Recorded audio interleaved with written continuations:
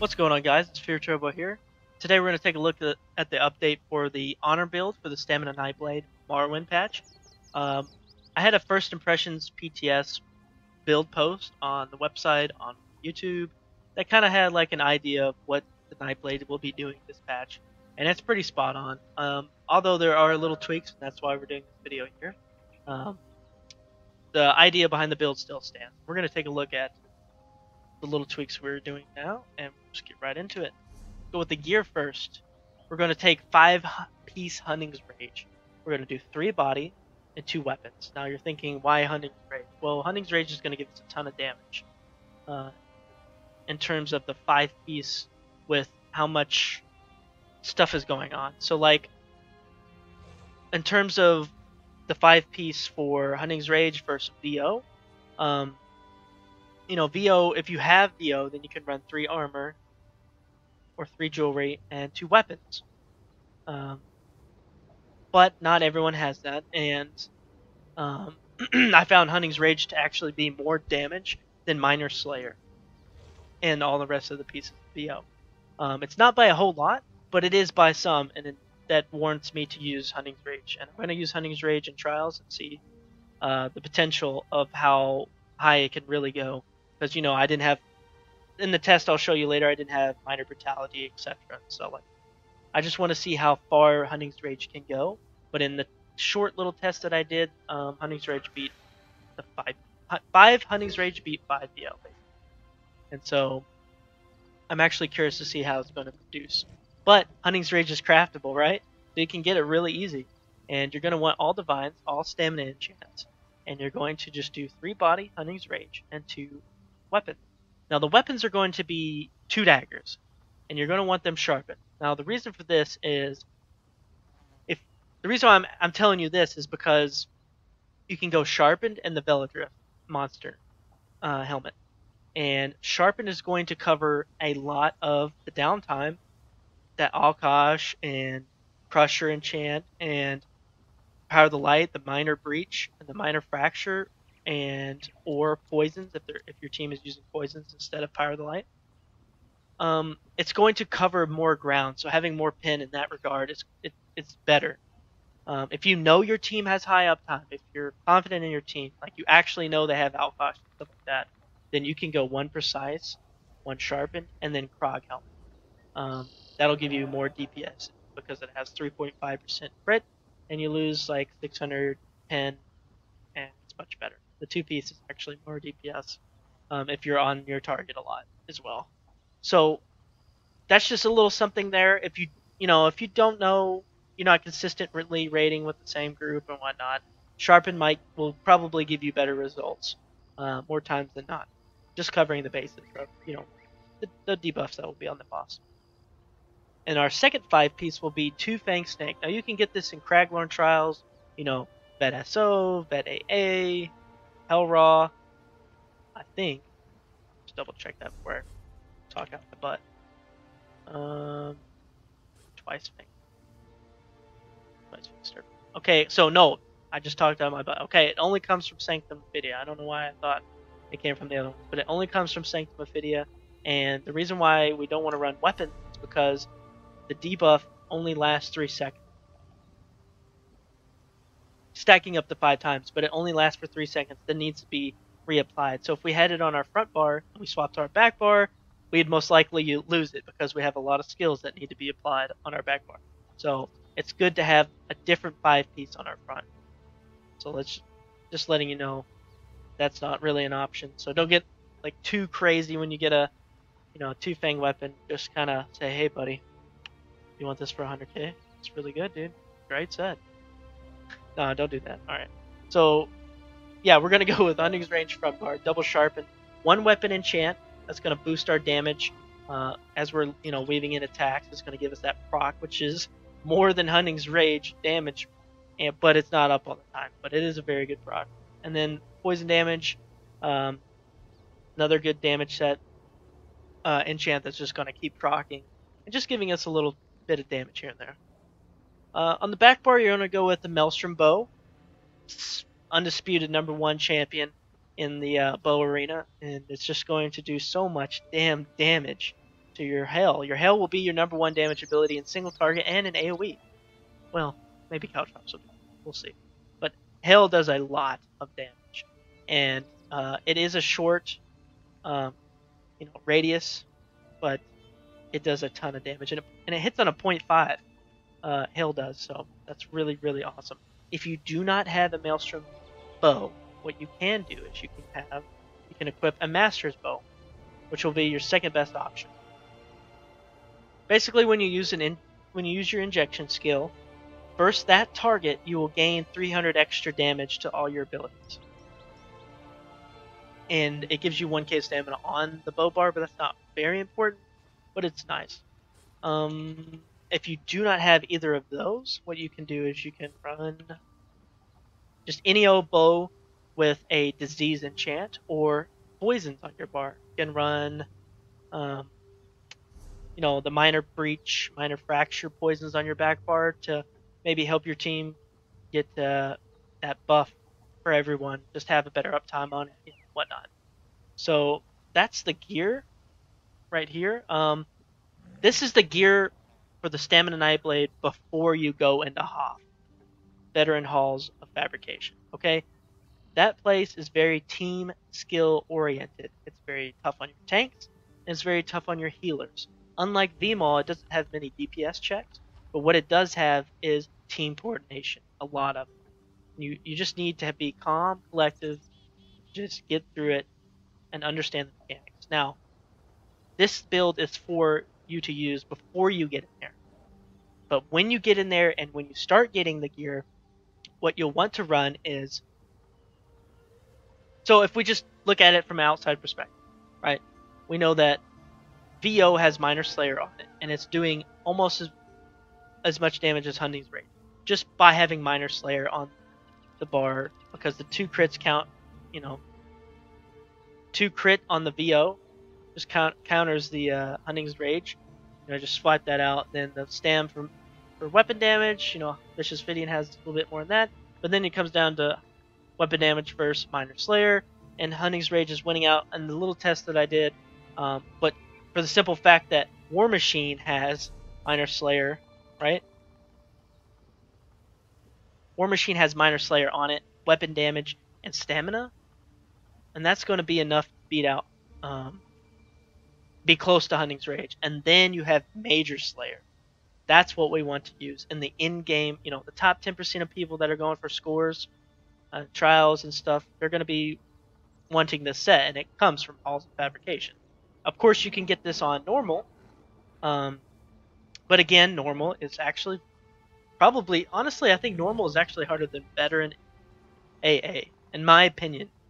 I did normal on the PTS, and it was harder than Vet AA, in my opinion. Now, obviously, that may not be right, but it to me it felt harder in a team aspect way.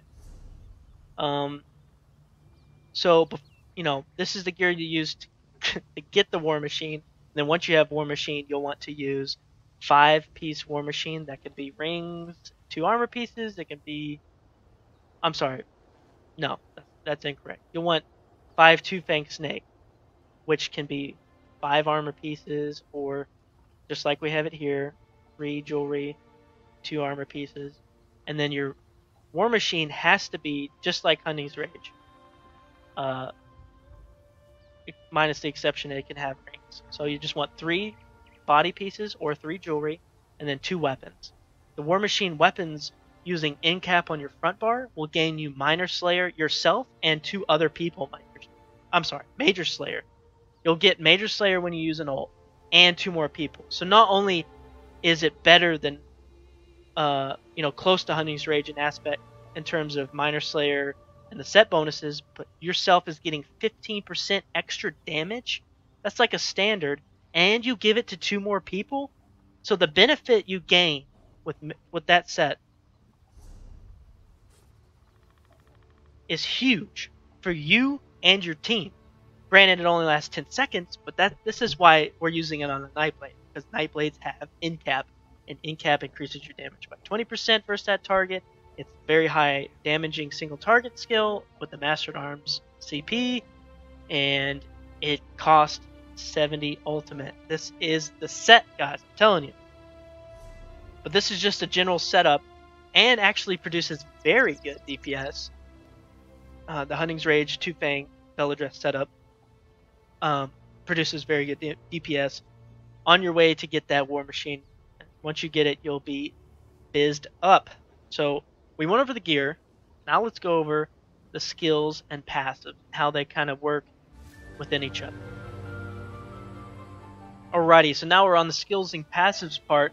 Our front bar is going to be exactly as you see it now for the Hunting's Rage build, because we want to amp that weapon damage up, and we don't have to cast a low-cost ultimate on our dual wield bar, because we don't have War Machine.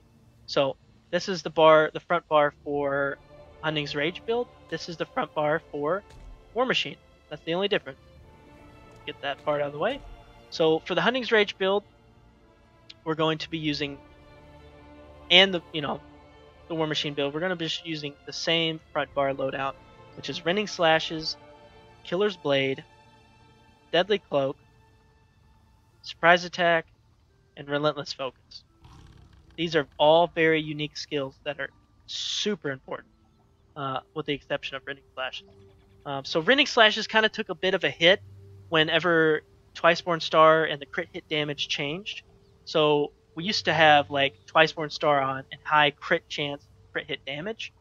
And so this bleed, which goes through armor, right, would be, when it would crit, it would hit very hard. Now that we have in our kit high penetration, this bleed doesn't have its potential to go through armor, because it doesn't matter. We have armor penetration. That doesn't help the bleed at all.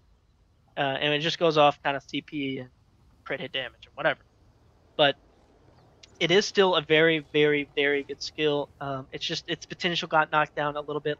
That's why we aren't using a axe as well, because the axe would proc up bleed, which goes through armor, and since we have armor pen, it's not pumping up the axe damage as much, etc., etc. So Rending Slashes is a great ability once you come back to your front bar to use, and then go into your weaving. But for execute phase, I would start dropping Rending Slashes almost immediately. Just keep, instead of Rending Slashes, just do some more Killer's Blade.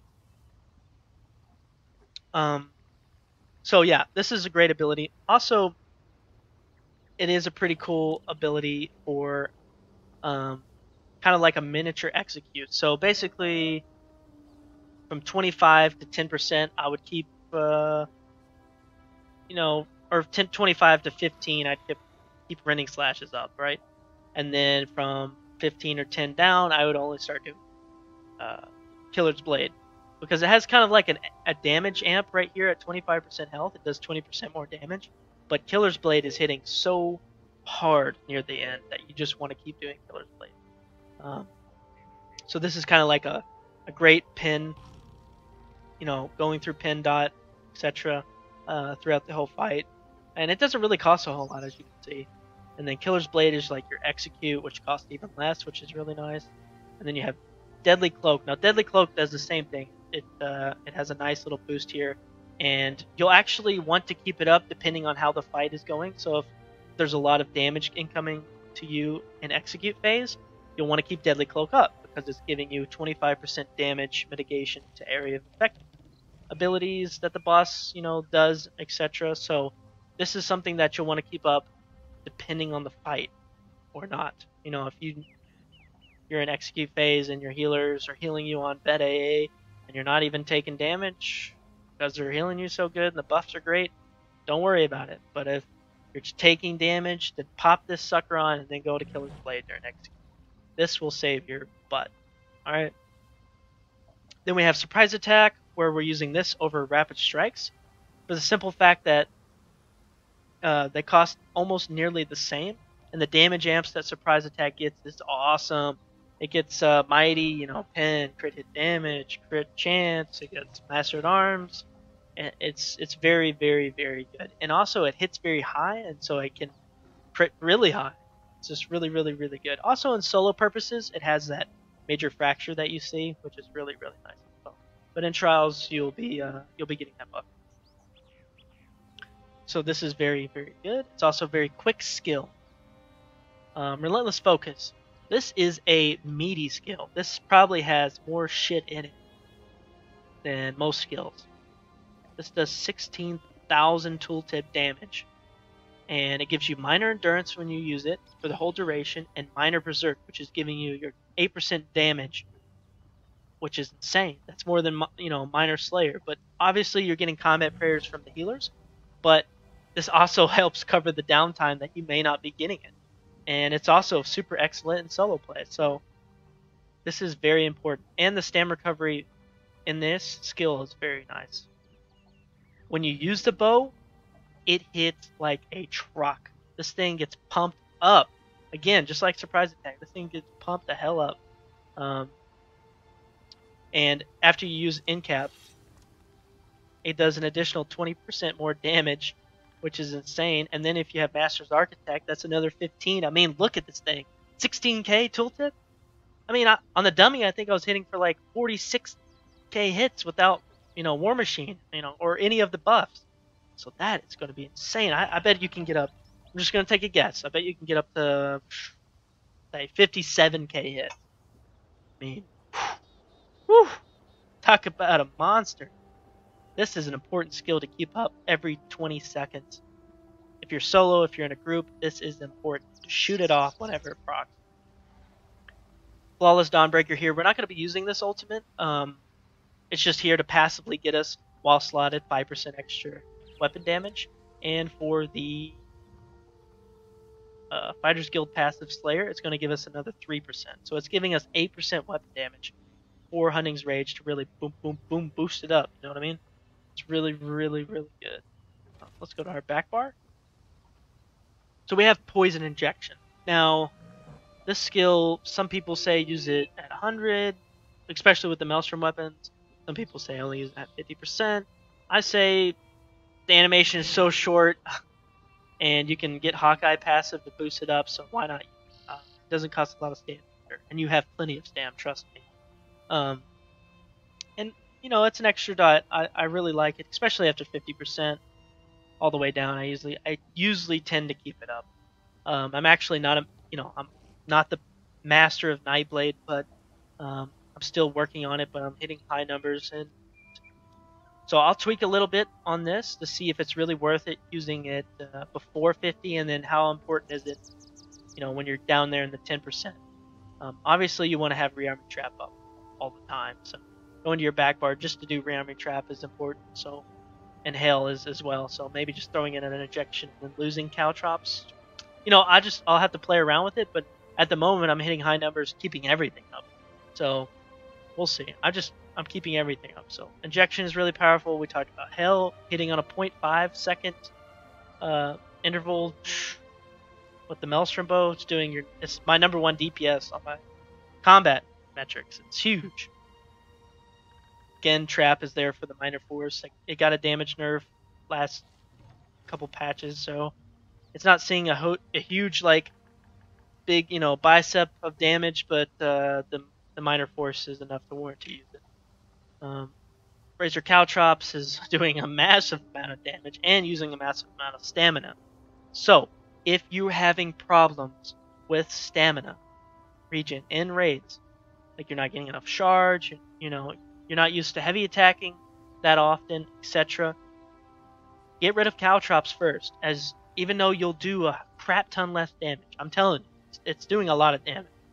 It will help you sustain and understand, and maybe even survive. Maybe having stamina is the way to survive.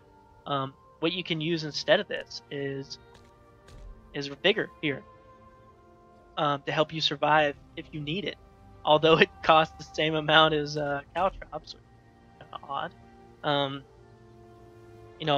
That might be the ticket between success and non-success for you.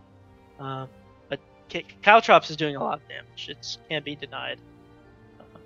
But it is a very heavy stamina ability per cast. It's huge.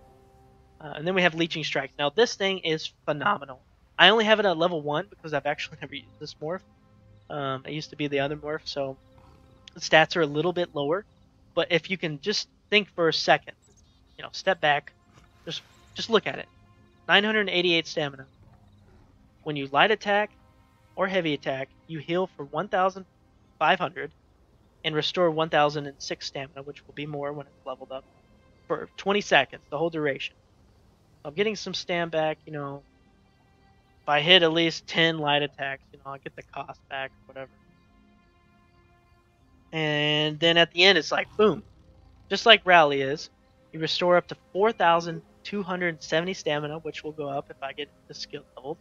Additional stamina when the effect ends based on the length of time it was active. So if you let it go off, you just let it go all the way through the 20-second duration, you will get more than what it costs. Plus, if you're light attacking within every skill, you'll get so much stam back for just casting this ability. That's why Stam NightBlade is so strong in the patch. Is one of the reasons. Is this skill alone. And I think this skill is phenomenal, and I don't think they should change it. I think this is good game design. You have to do something, and you get something in return. And if you need some extra stam at that point, then you just click it again. Gives you the stam back for the duration. I think it's good. And then we have in cap on the back bar. We're going to be using this for our damage boost, big boost, and it costs 70 ultimate. On the Hunting's Rage build, you can either do in cap or you can do Flawless Dawnbreaker. It's up to you personally, but I've been doing in cap only exclusively, and I'm seeing really, really good results with it. So yeah. Also, I want to go for something. Passive. Forgot to do passive. Whew. Okay. Thank you for catching. All right. So, assassination skills, right? Each one of them slotted gets us crit. So NightBlade has a ton of crit and crit hit damage. This next passive is if we just have one assassination ability slotted, we get 10% crit hit damage. So, if we just take a look at our bars, we have two here. I'm sorry, Pillar's Blade and Relentless Focus from this tree. So we're covered here for the 10%, and then we have some extra because we have it slotted. These skills are very good, and that's why they're on our bars. This back bar, we have in cap, so we cover our 10% crit hit damage. We don't lose it anywhere, right? On the War Machine build, we know we need in cap on the front because we have the War Machine 5-piece on our daggers. So when we swap, you would probably think we should change the ult, but I'm going to keep in cap here for my crit hit damage because the dots are going out, and losing 10% crit hit damage is pretty big for the other things that you could put here. You could put a bow here. That wouldn't even make sense because if you shot it, you wouldn't get Major Slayer, etc. So the only thing I could see here is just having Dawnbreaker here, but again, it loses a 10% crit hit damage. So I'm just going to double bar in cap on the War Machine build. That's the only change between the bars from this one to this gear to the next. It seems silly when you look at it, but it's pretty effective. Another thing to note is that I didn't understand, not that I didn't understand, but that I just didn't notice, is that Shadow Barrier, another reason why we're using Surprise Attack is because every time you use this ability, you gain your major buffs for 6 seconds. So now we're extremely tanky. With Deadly Cloak, we're getting our major buffs. Also, while having Surprise Attack slotted, we get 3% health, which is another reason why Surprise Attack is great. And then we get health back, kind of like Crit Surge, like a mini Crit Surge on Leeching Strikes. So that is pretty damn good survivability in terms of, just a DPS, just doing DPS and not really casting anything for, exclusive healing. So that's why I really like the NightBlade, this patch, a lot. Also, they have health, stamina, and magic regen passives, 15%, plus minor endurance here, and we get major endurance from taking a potion. So we have a huge amount of stam recovery here. Massive amount, actually. Whew. What else? Go over. Just kind of acknowledging that you gain ultimate when you use a siphoning ability, and this is our only one. So just a little thing there. Also, very important, kind of cool, you gain 20 ultimate every time you drink a pot. So, you know, during your rotation, if you use in cap, you go to the front bar, and then your pot comes up. You use pot, and then you go to your back bar. It's literally almost up. You just kind of want to. Sometimes you kind of want to wait on it, just like 5 ult up. Just make sure to cast this skill if it's not up, and then you'll gain another 2 ult. And you can cast in cap. If everything kind of lines up that way. You know, it's good to have your dual wield passives. They do a whole lot of damage. Your bow passives, because you'll be on your back bar, and these do affect your damage while you're on your back bar.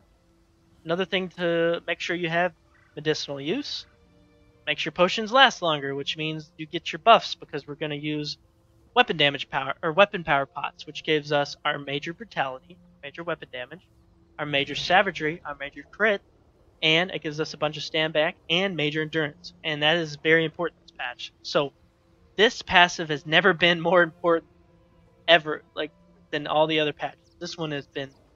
This is a very important passive, and I'm sure Alcost has, you know, an alchemy leveling guide that you can go look up. So you can. All you have to do is just level to 50 and then put 3 points into here. A level to 50, then respec, get all the points you spent here, and then put them in here, just like I did. See, I only have 3 here. And then having your racials, Redguard.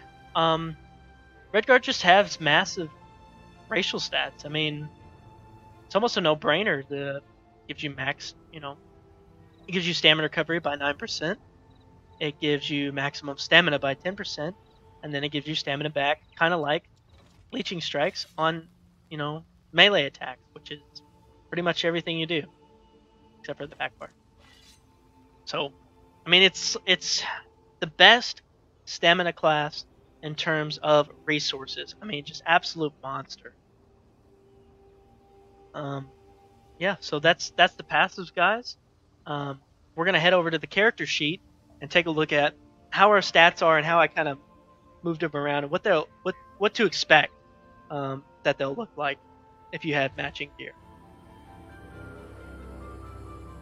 All right, so we're on the character sheet, so you can tell right away I have less than 17,000 health. Now, most builds last patch and this patch will be running close to 17,000 health because everyone's, you know, swapping up for Regen, etc., etc.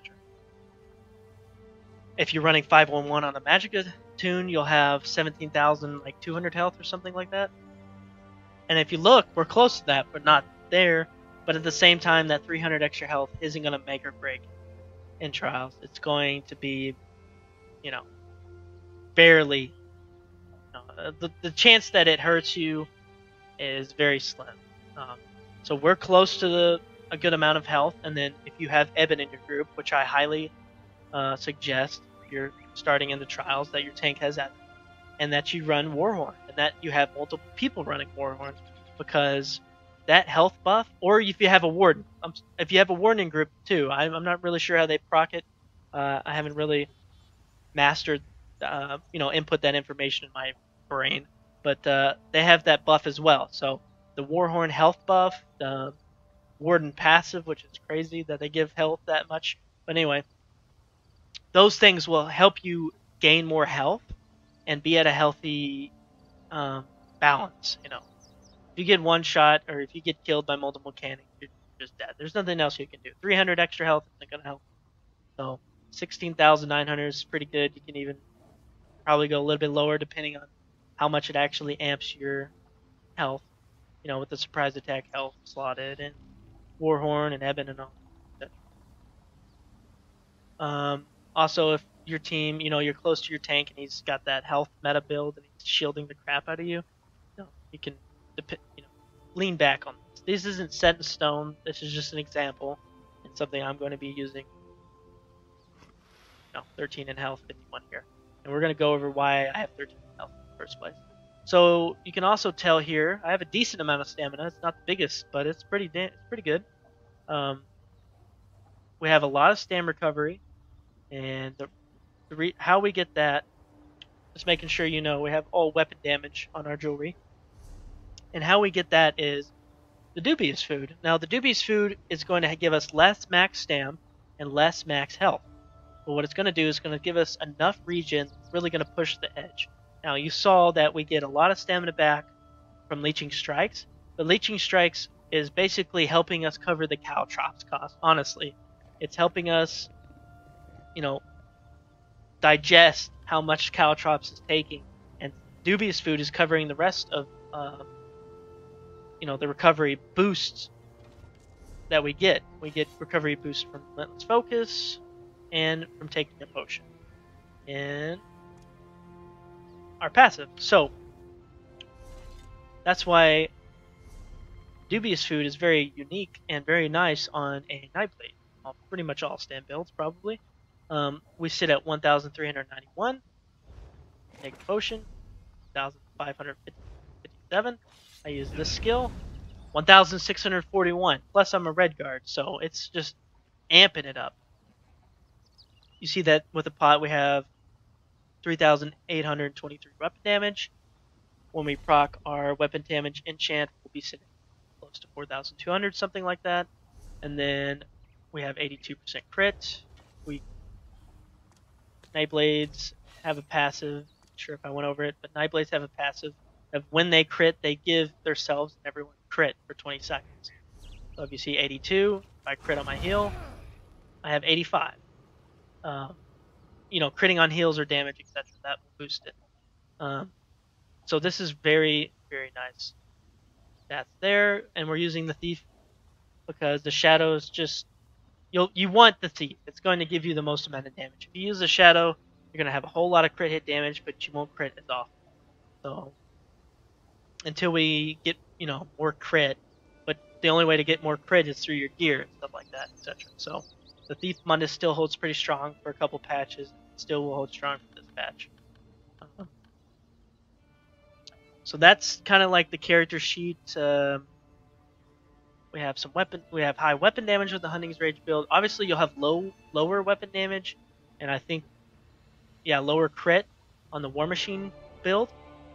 With the War Machine 5-piece compared to the Huntings, but the War Machine will give you 15% extra damage, which is mind-boggling for the end caps. So this is kind of how I set up my character here. If you're Imperial, you'll get some more health. If you're a Bosmer, you'll get even more regen. If you're Khajiit, you'll get the same amount of regen, but lower max stamina. Same with Wood Elf. I don't think they have max stamina passive. Maybe they have 6%. Orc will give you more. Will give you some damage from their passive, but they'll have a nice balance of health and stam, but they just won't have the regen as much.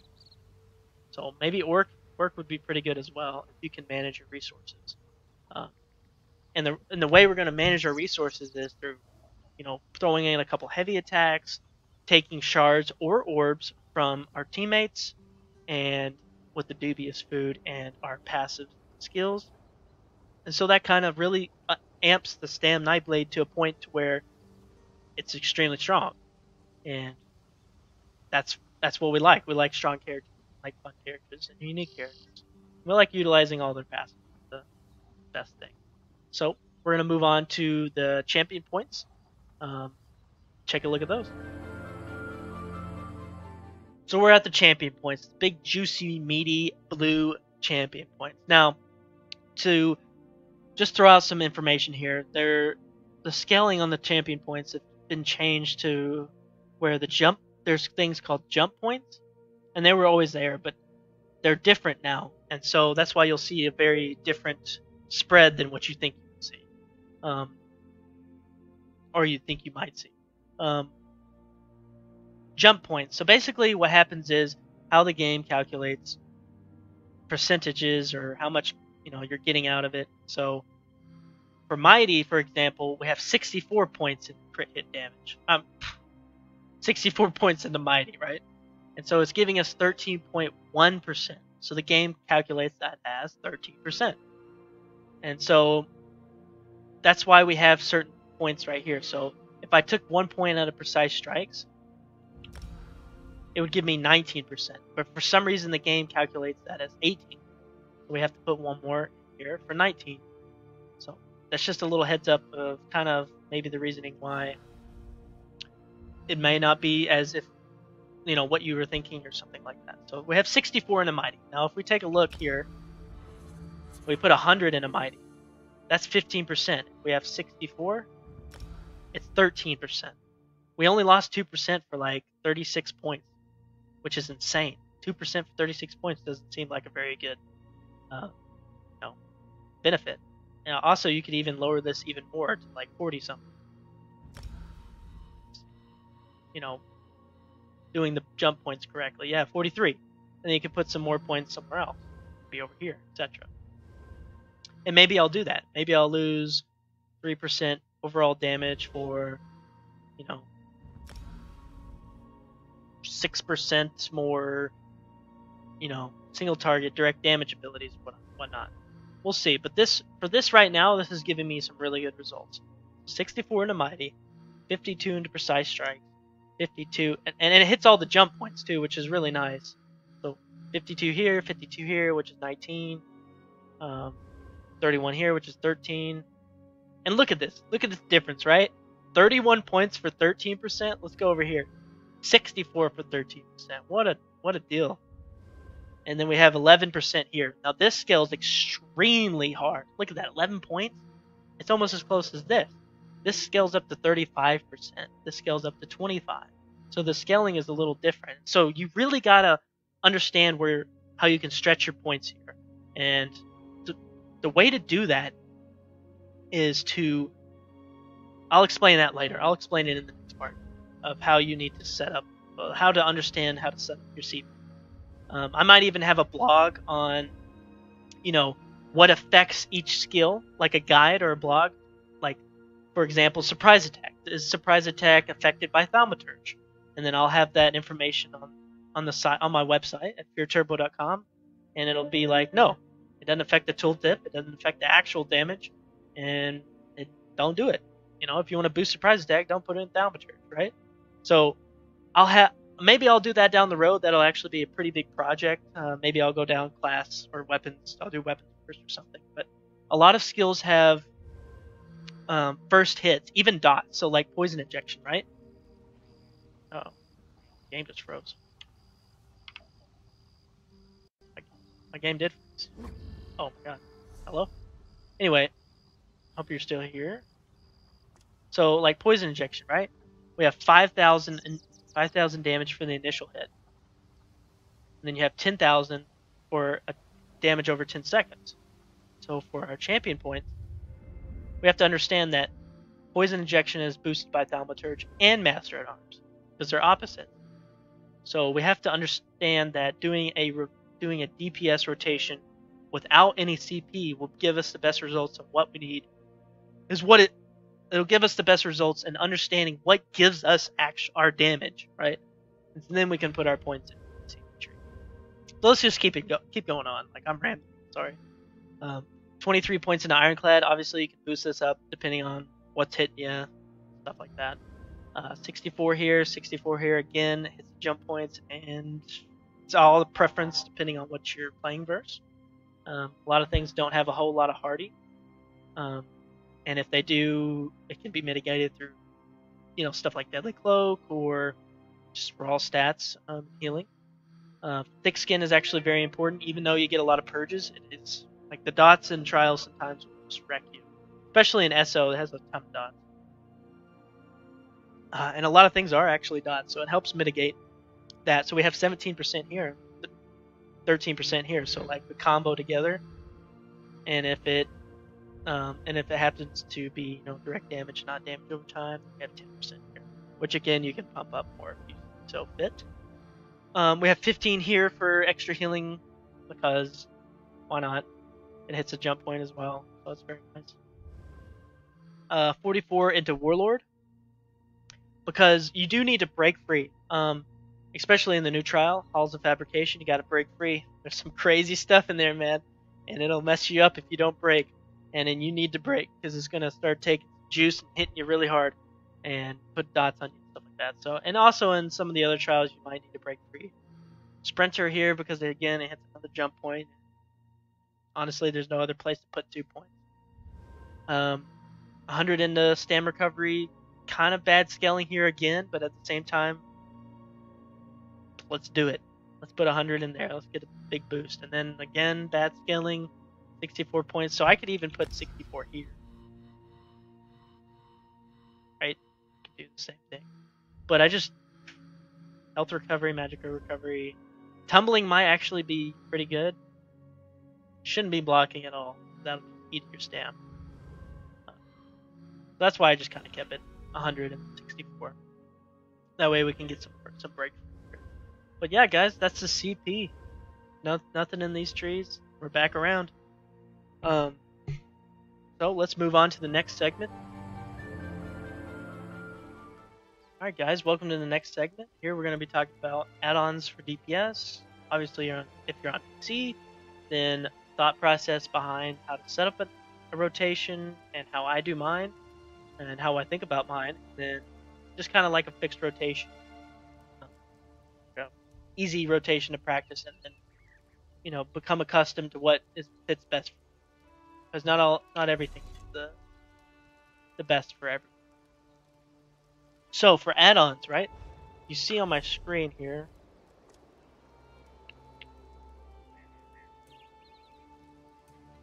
You see on my screen here, I have two little floaty things on the right. Now this is two very important buffs for me. What this is my Relentless Focus. We talked about that, and then my Leeching Strike. They're very important for me. Obviously, if you're on console, you won't have this, but for the PC users, this is a great add-on to have. It's called Buff Timers. And what you can do is you can go and move this bar around and get more of these. Then they'll appear right here, and it'll appear like there's only one, but just pull them off. They're on top of each other. Yes, I had to figure that out. Might as well tell you. And so basically you can have up to 15, it looks like, and then you just go down here, click if you want it locked so you can't move it. Always show, or you can have it off until you use a skill. I like always show because if I can look in my peripheral vision and see, hey, this shit ain't up. I know it's not up, and it's important to have it there. And then you type in the buff name here. So the buff I just track is Minor Berserk. It actually has another buff there as well that you can track. I just did Minor Berserk, which is important. And then right here I have Leeching Strike. So these are two really important buffs that I want to be very kind of big on my screen, and then I'm saying, hey, I need to reapply them. Look, they have the same duration. And the thing is, you want to let Leeching Strikes go, but you do not want this one to go. So I always make sure I always apply this one. Do this one. Another thing to note is Surrender. So the way I have my Surrender set up is, if you look here, you go to General, Aura, Control, Display Groups. I have every one of them turned off. Then I have my ground dots in one box, window 1, and then I don't even need to know that. So just my ground dots, right?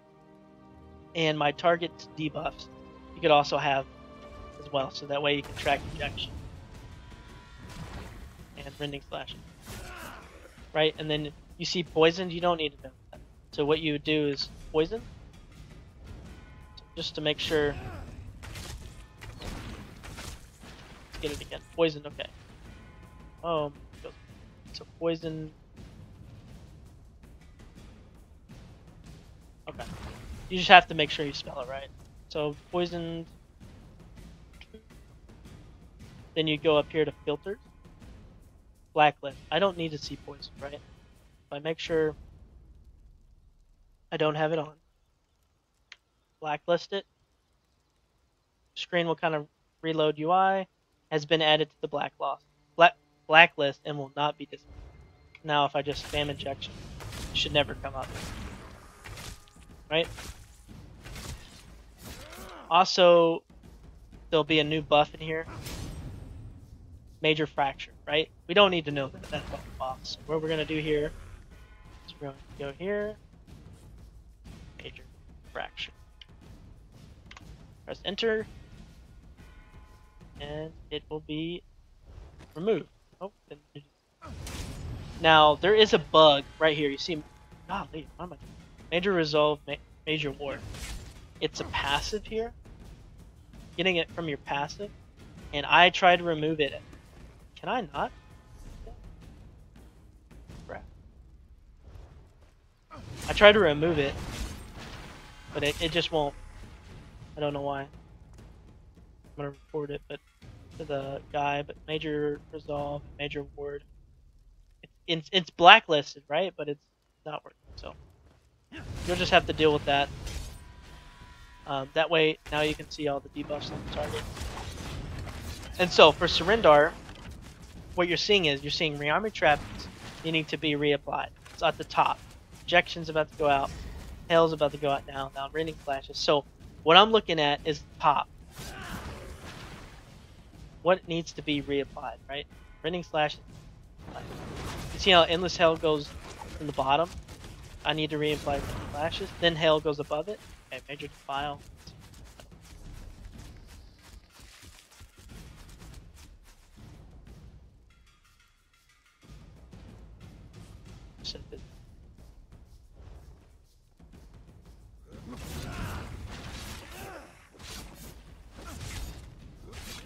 Anyway, so you see that the shortest buff will be at the top. So basically I'm looking at this as information. So I know I need to reapply this. And I know I need to reapply Hail. So this is basically giving me information. So if I needed to move for a mechanic and I was moving, I would know which buff needs to be reapplied. And knowing each skill and how important each skill is, I know that Rearming Trap is important. Hail is crazy important. Caltrops is important. Oh, combat. So, knowing that, if I'm moving and I see that those are about to go down, I will do those first. Also, knowing that Endless Hail, why am I roll dodging? I don't know, some change happened.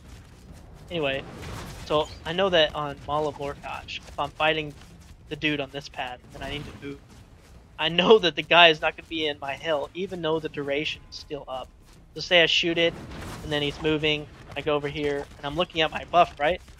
Well, it's still up, so why do I need to reapply it? Well, I moved, right? Common sense. So when I'm moving, I know hill is very important for DPS. I just run over here, and I'll just do that one first, etc. So that's how I kind of think about it. I don't really have a fixed rotation. I just start off the same every time. So I'll show you that in a second after I get out of combat.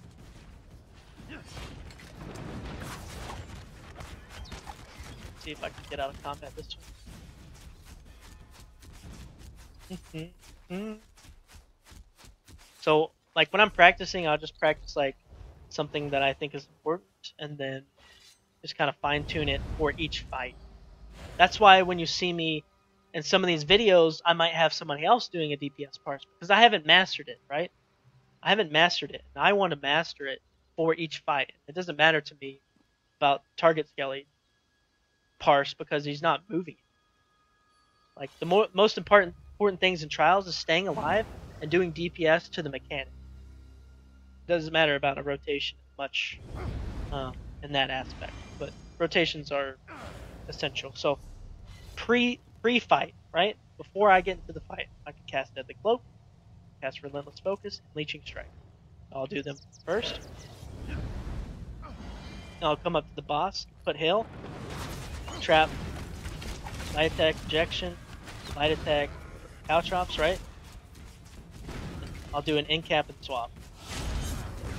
Now I'm on my front bar, I'll do Rending Flashes, and then Surprise Attack. Then my Deadly Cloak will need to be reapplied, and I'll probably shoot one bow skill off, and then I'll swap to my back bar. I'll just do the same rotation. Because these skills will be down, and I'll just do those. So I'll do the same rotation as I came in, except I'll do Trap first, L, Injection, Light Attack, Caltrop, Light Attack this buff if it needs to go, and then Light Attack, Incap if it's up, right? So a couple things to know when you're swapping bars. It's good to cancel out one of the abilities. So if you look at the right of my screen, my buff's down. Well, my major buff that's on my front bar. So I'll cancel the animation with the swap bar, and then I'll go to my back bar, right? Instead of doing this, I'll swap cancel it. So I'm on my back burner. So that means I'm pressing the skill and then clicking weapon swap. Yeah. So usually in my rotation, it tends to happen that I'm doing Deadly Cloak and then swap. Oh god. I don't know. I need to work in the settings. Something changed where roll dodges here. So anyway, Deadly Cloak is a longer animation, and it's a kind of clunky animation too. So if you can click swap it, you'll only hear the little thing, whatever. No, I can't do that well. Yeah, that. Like that. Exactly. So another thing to note, a little tip trick. If you read Deadly Cloak, it damages enemies every 3 seconds for 15 seconds. So basically, it's going to hit, 5 times. And it's only going to attack on a 3-second interval. It's only going to go 3 seconds attack, 3 seconds attack. So if I use the ability right after it procs, see, and I use it again, it's not going to go again for another 3 seconds. See, I can keep casting it over and over, but it's not going to go until 3 seconds. So that means that you can actually cast this ability before the duration, and it'll have no effect on the damage. Like, you won't gain damage, or you won't lose damage. So it's just always up. It's an important thing to have. So, and since it's a clunky skill, and it usually times up with because it's 15 seconds, and Hell is 10 seconds, it usually times up right with Hell. So I'll do a light attack, switch focus, go into my rotation, and then go back. Now, the way you'll regen stamina, right, is through all those things we talked about and doing heavy attacks. The moment you can do a heavy attack is when you're doing surprise attacks, right? Oh my lord, what is... I'll have to figure that out. I look like a damn lunatic. Just roll dodging around, but that's not what you want to do. So basically, when I have all my dots out, as an example, I have all my dots out, right? I'm going to surprise attack. See my stam? I do one heavy attack, surprise attack. Basically, negating the cost and giving me stam. You see how I'm recovering stam, even though I'm doing actions, right? So a heavy attack, and I just do one, and then if for some reason I've applied my Deadly Cloak before I swap, I will do a heavy attack, swap, just like that. Just cancel out the end of the duration, right? Just like that. Heavy attacks will give you massive amount of stamina back, so that's why they're important. Also, let's take a look at the efficiency of this skill, for God's sake. Let's take a look at this. I'm just going to use this skill, and as we're going, we're going to get below 50 here. We're going to stay below 50. We're going to stay at 40. Oh, man. Hey, ready? Here it comes. Here comes this big boost of stamina. Boom. 61%. Holy shit. Just went up 20% with the regen proc and when leeching proc. That on top of a heavy attack? Like, watch this. Let's go all the way to 0, right?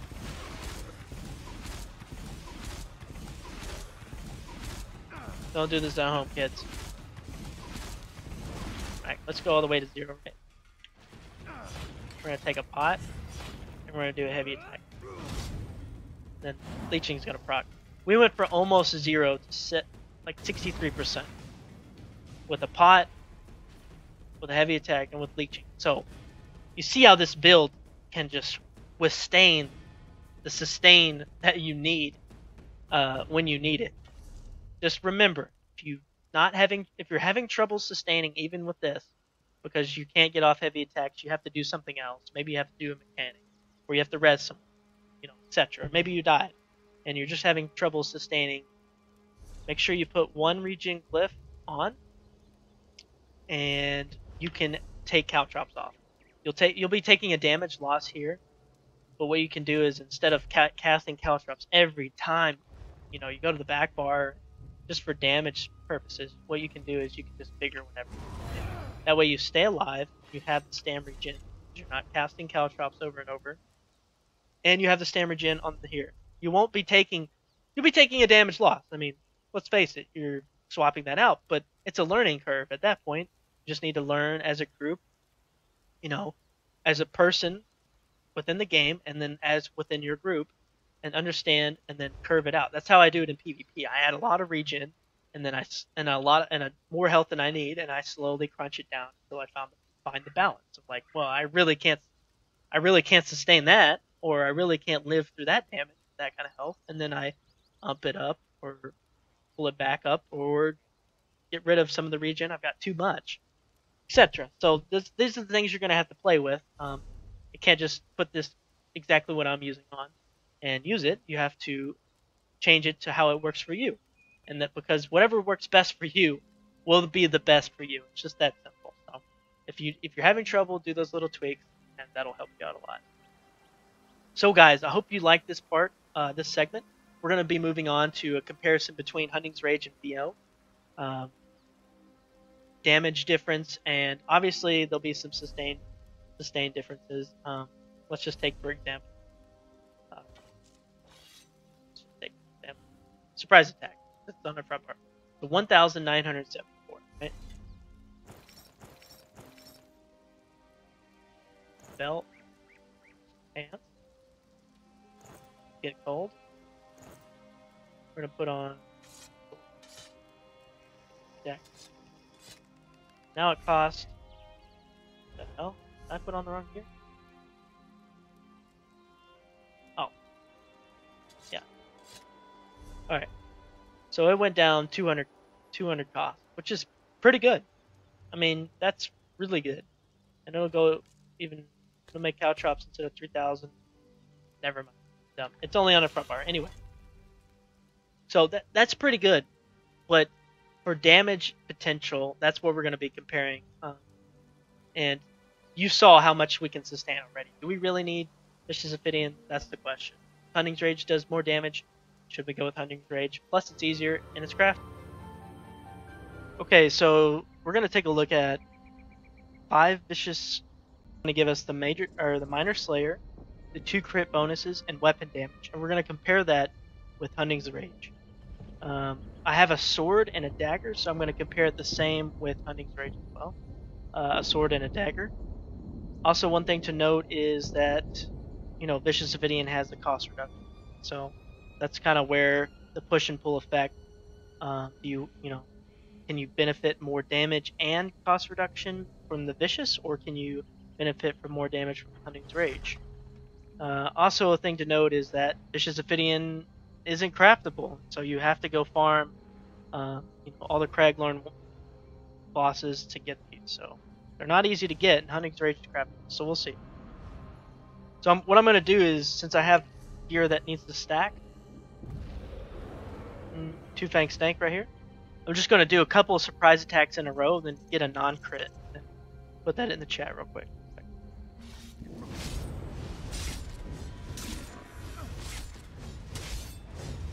Once we hit a cap, 14.9 is our cap. Once we get a non-crit, 8.3. 8.3k non-crit. Yo. Okay, so we're just going to substitute that out for Rage.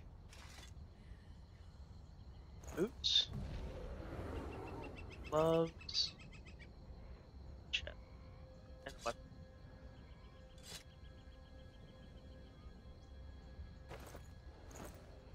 I have a sword here. So my sword has a weapon damage enchant, so we're gonna make sure we look at 5 this.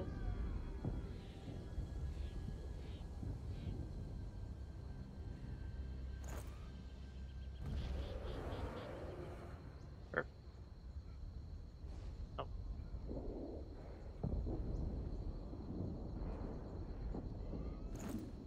Oh, okay.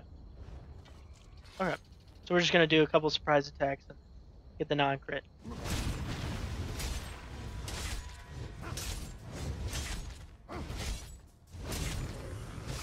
So 8.4k. So as you can see, you're going to get more damage out of the Hunting's Rage.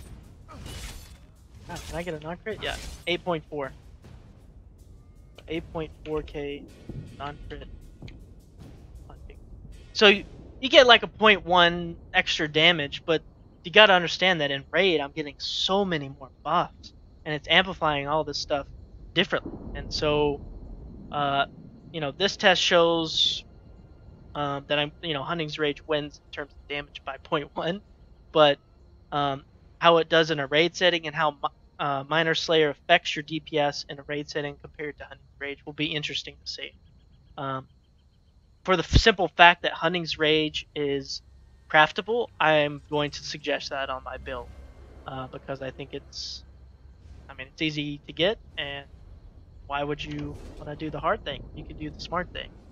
Alright guys, that was just a quick test on this. I'll see you in the DPS bars. Have a good day.